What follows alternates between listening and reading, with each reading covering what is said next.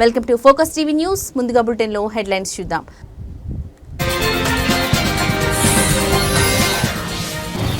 రాహుల్ గాంధీ సంచలన వ్యాఖ్యలు. మహారాష్ట్ర, హర్యానా ఎన్నికల్లో అక్రమాలు జరిగాయని ఆరోపణ.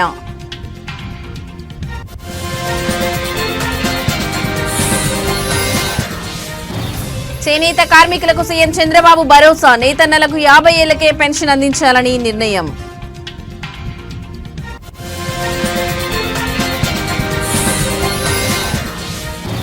ఆసిఫాబాద్ రేషన్ కార్డుల పంపిణీలో రగడ. కాంగ్రెస్ నేతపై బాటిల్ విసిరిన ఎమ్మెల్యే కోవ లక్ష్మి.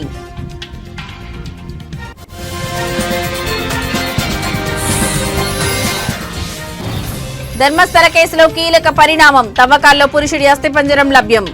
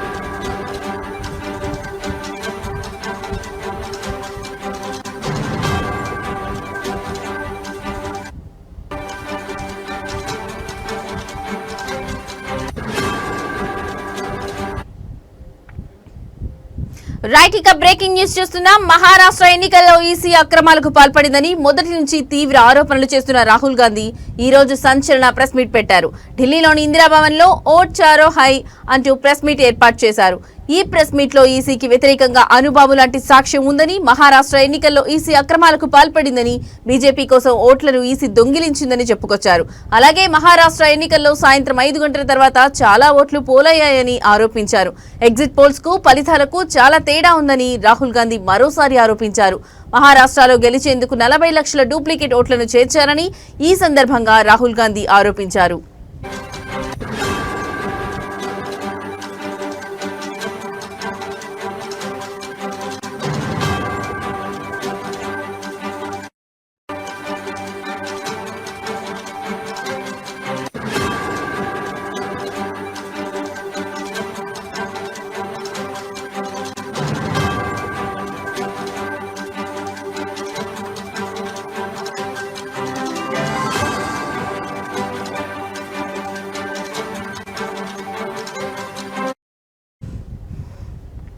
దీంతో పాటుగా కాంగ్రెస్ అధికారంలో ఉన్న వివిధ ప్రాంతాల్లో గెలిచిన ఎంపీ స్థానాల్లో సైతం నకిలీ ఓట్లతోనే బీజేపీ గెలిచింది. దీనికి పూర్తిగా ఎన్నికల సంఘం సపోర్ట్ ఉందంటూ రాహుల్ గాంధీ తీవ్రమైన విమర్శలు చేశారు.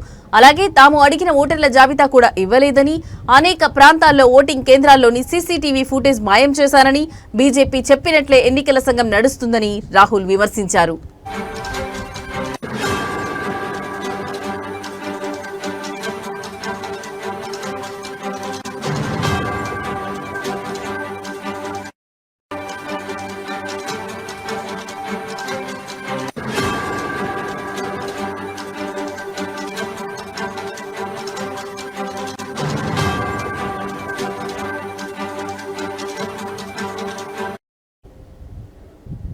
రైట్, ఇక బ్రేకింగ్ న్యూస్ చూస్తున్నాం. మహారాష్ట్ర ఎన్నికల్లో ఈసీ అక్రమాలకు పాల్పడిందని మొదటి నుంచి తీవ్ర ఆరోపణలు చేస్తున్న రాహుల్ గాంధీ ఈ రోజు సంచలన ప్రెస్ మీట్ పెట్టారు. ఢిల్లీలోని ఇందిరాభవన్ లో ఓట్ చోర్ హై అంటూ ప్రెస్ మీట్ ఏర్పాటు చేశారు. ఈ ప్రెస్ మీట్ లో ఈసీకి వ్యతిరేకంగా అనుబాబు లాంటి సాక్ష్యం ఉందని, మహారాష్ట్ర ఎన్నికల్లో ఈసీ అక్రమాలకు పాల్పడిందని, బీజేపీ కోసం ఓట్లను ఈసీ దొంగిలించిందని చెప్పుకొచ్చారు. అలాగే మహారాష్ట్ర ఎన్నికల్లో సాయంత్రం 5 గంటల తర్వాత చాలా ఓట్లు పోలయ్యాయని ఆరోపించారు. ఎగ్జిట్ పోల్స్ కు ఫలితాలకు చాలా తేడా ఉందని రాహుల్ గాంధీ మరోసారి ఆరోపించారు. మహారాష్ట్రలో గెలిచేందుకు 40 లక్షల డూప్లికేట్ ఓట్లను చేర్చారని ఈ సందర్భంగా రాహుల్ గాంధీ ఆరోపించారు. దీంతో పాటుగా కాంగ్రెస్ అధికారంలో ఉన్న వివిధ ప్రాంతాల్లో గెలిచిన ఎంపీ స్థానాల్లో సైతం నకిలీ ఓట్లతోనే బీజేపీ గెలిచింది. దీనికి పూర్తిగా ఎన్నికల సంఘం సపోర్ట్ ఉందంటూ రాహుల్ గాంధీ తీవ్రమైన విమర్శలు చేశారు. అలాగే తాము అడిగిన ఓటర్ల జాబితా కూడా ఇవ్వలేదని, అనేక ప్రాంతాల్లో ఓటింగ్ కేంద్రాల్లోని సీసీటీవీ ఫుటేజ్ మాయం చేశారని, బీజేపీ చెప్పినట్లే ఎన్నికల సంఘం నడుస్తుందని రాహుల్ విమర్శించారు.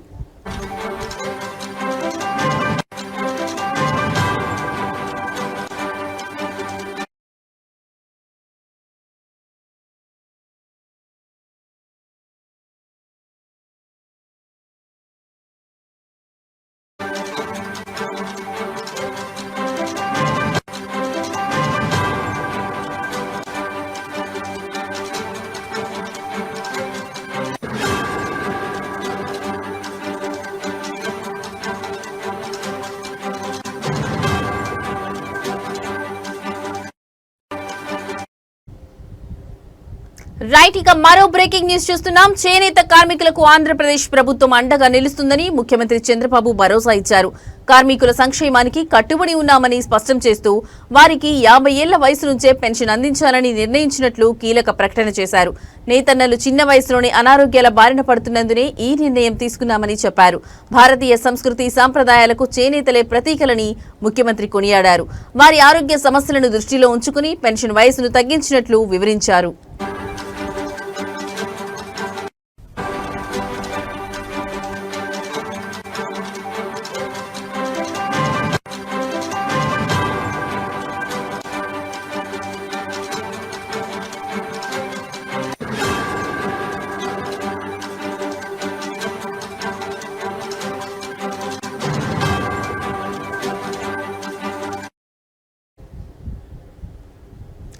గుంటూరు జిల్లా మంగళగిరిలో జరిగిన 11వ జాతీయ చేనేత దినోత్సవ కార్యక్రమంలో ఆయన ముఖ్య అతిథిగా పాల్గొన్నారు. ఈ సందర్భంగా రాజధాని అమరావతిలో చేనేత వస్త్ర వైభవాన్ని చాటి చెప్పేలా ఒక ప్రత్యేక మ్యూజియం ఏర్పాటు చేస్తామని హామీ ఇచ్చారు.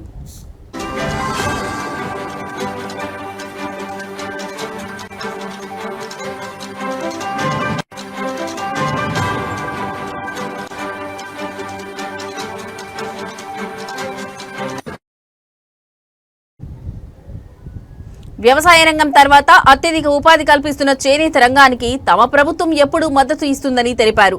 గతంలో 55,500 మంది కార్మికులకు 27 కోట్ల రుణాలు అందించామని, 90,765 కుటుంబాలకు 100 యూనిట్ల వరకు ఉచిత విద్యుత్ సౌకర్యం కల్పించామని గుర్తు చేశారు.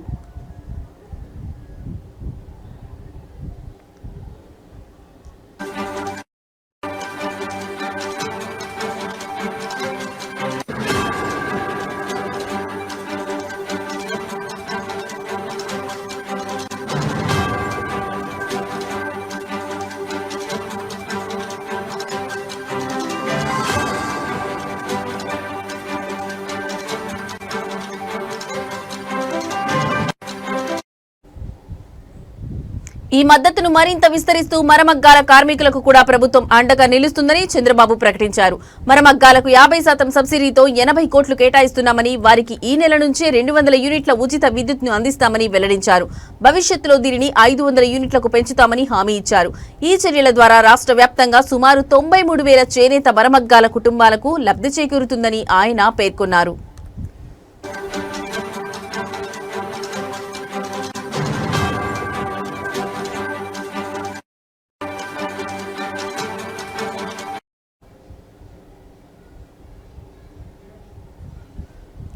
ఈ కార్యక్రమంలో మంత్రులు నారా లోకేష్, సవితతో పాటు పలువురు ప్రజాప్రతినిధులు, చేనేత సంఘాల నాయకులు, కార్మికులు పెద్ద సంఖ్యలో పాల్గొన్నారు.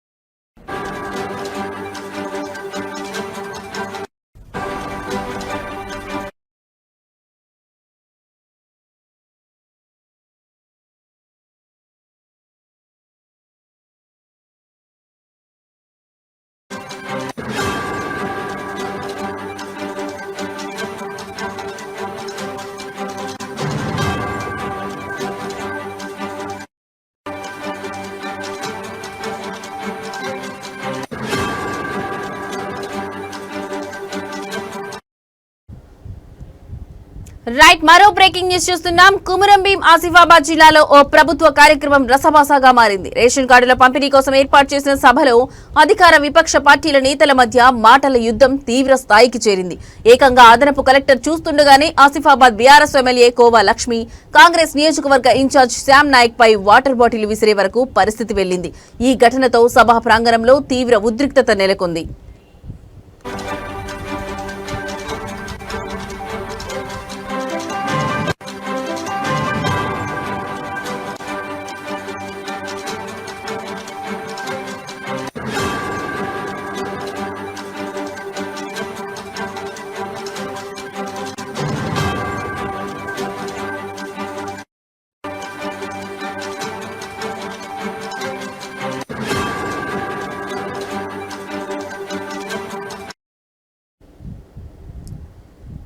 జిల్లాలోని జంకాపూర్లో కొత్త రేషన్ కార్డుల పంపిణీ కార్యక్రమాన్ని అధికారులు ఏర్పాటు చేశారు. ఈ కార్యక్రమానికి అదనపు collector David, MLA khoa Lakshmi, Congress నేత శ్యామ్ నాయక్ హాజరయ్యారు. ఈ సందర్భంగా ఇరు నేతల మధ్య ఎన్నికల హామీల అమలుపై చర్చ మొదలైంది. ఈ క్రమంలో ఎమ్మెల్యే కోవా లక్ష్మి మాట్లాడుతూ కాంగ్రెస్ పార్టీ ఎన్నికల్లో ఇచ్చిన కళ్యాణ లక్ష్మి, షాదీ ముబారక్ కు తులం బంగారం వంటి హామీలను నెరవేర్చడంలో విఫలమైందని ఆరోపించారు. దీనిపై శ్యామ్ నాయక్ వెంటనే స్పందిస్తూ గత బీఆర్ఎస్ ప్రభుత్వం కూడా ఇచ్చిన హామీలను గాలి కొదిలేసిందని, నియోజకవర్గంలో ఎలాంటి అభివృద్ధి పనులు చేయలేదని ఎదురుదాడికి దిగారు.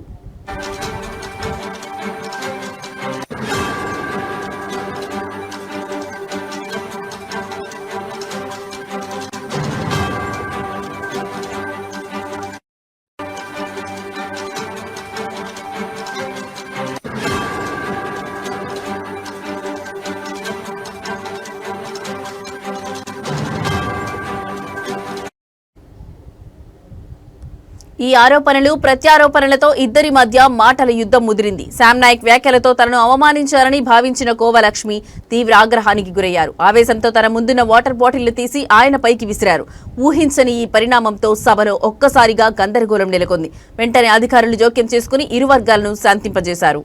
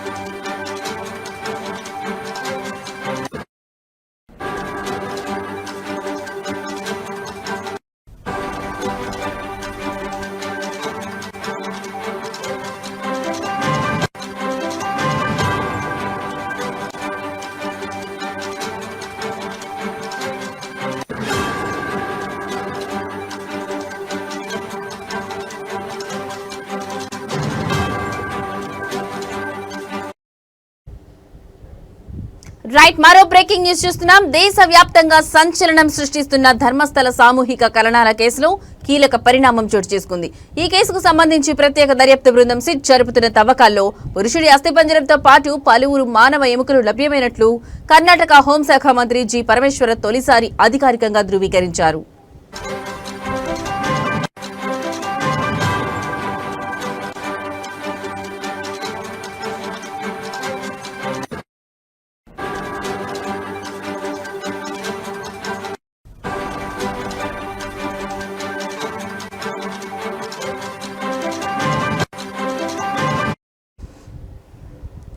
గురువారం నాడు బెంగళూరులో విలేకరులతో మాట్లాడిన హోంమంత్రి పరమేశ్వర ఈ కేసుకు సంబంధించిన వివరాలను వెల్లడించారు. ఒక గుర్తు తెలియని వ్యక్తి తాను 13 ప్రాంతాల్లో మృతదేహాలను పాతిపెట్టినట్లు ఫిర్యాదు చేశాడు. అతని వాంగ్మూలం ఆధారంగా సిట్ బృందాలు ఆ ప్రాంతాల్లో తవ్వకాలు చేపట్టాయి. 6వ ప్రదేశంలో ఒక పురుషుడి అస్థిపంజరం దొరికింది. దీంతో పాటు మరో కొత్త ప్రదేశంలోనూ కొన్ని ఎముకలు లభ్యమయ్యాయి. లభ్యమైన అన్ని అవశేషాలను ఫోరెన్సిక్ సైన్స్ లాబొరేటరీకి పంపారు అని ఆయన స్పష్టం చేశారు. 13వ స్థానంలో మాత్రం ఇంకా ఏమీ దొరకలేదని ఆయన తెలిపారు.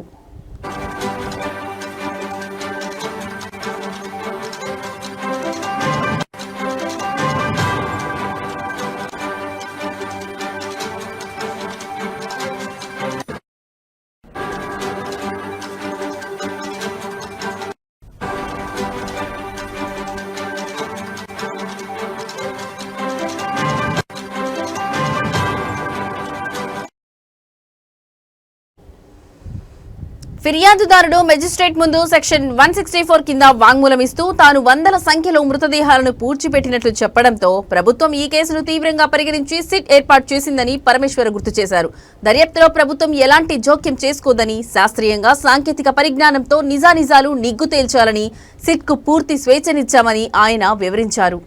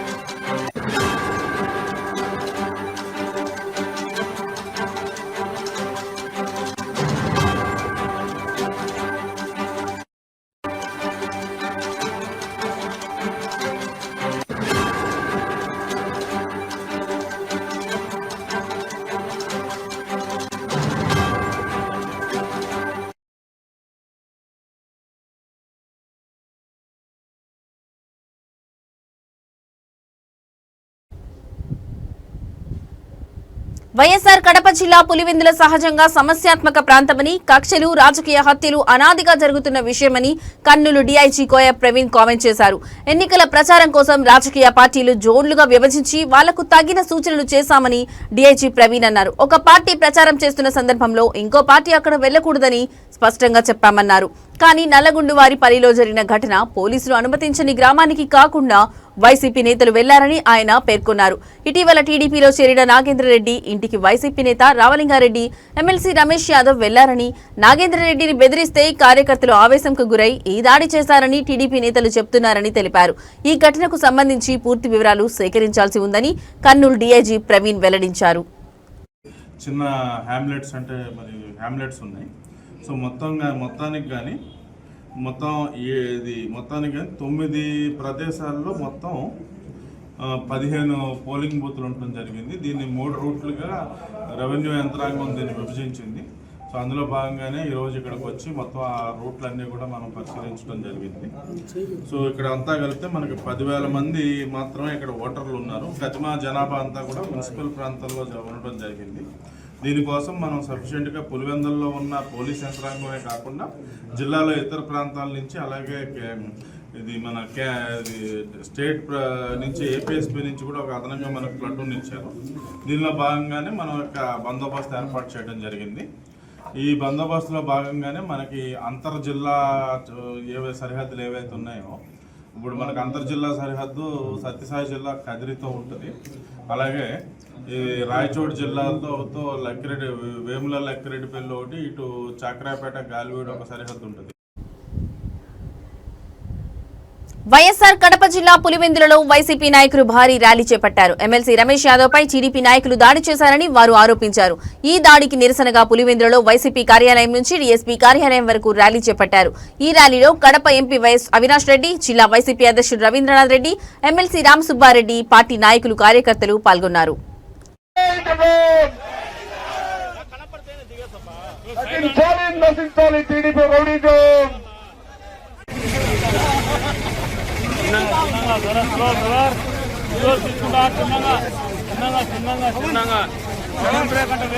ఇబ్బంది గురవుతారు.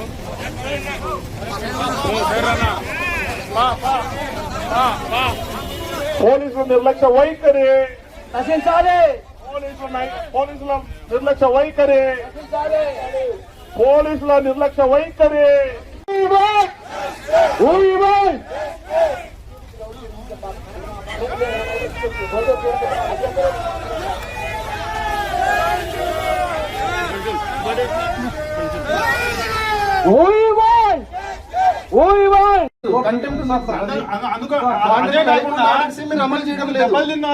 చేయాల్సిందే.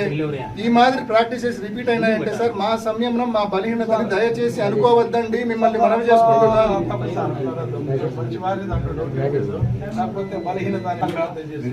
రేపటి నుంచి చెప్పిన ప్రకారము జరగబోయే ప్రతి నేరానికి పోలీసులు ఏమీ గ్యారెంటీ ఉంటారని నేను అనుకోను. ఎందుకంటే మీకేం కాలజ్ఞానం తెలియదు, ఊహించగలుగుతారు. నేరం జరగకుండా మీరు జాగ్రత్తలు తీసుకోవడం మీ బాధ్యత. ఇక్కడ నా బాధ ఏంటంటే నిన్న ఎవడు కిరికిరి భాష అనేవాడు, విజయ్ కుమార్ అనేవాడు ఎవడైతే దాడి చేసి పుట్టినాడో హత్యా ప్రయత్నం చేసి. ఇవి ఇప్పటివరకున్న బులెటిన్ అప్డేట్స్. నమస్కారం.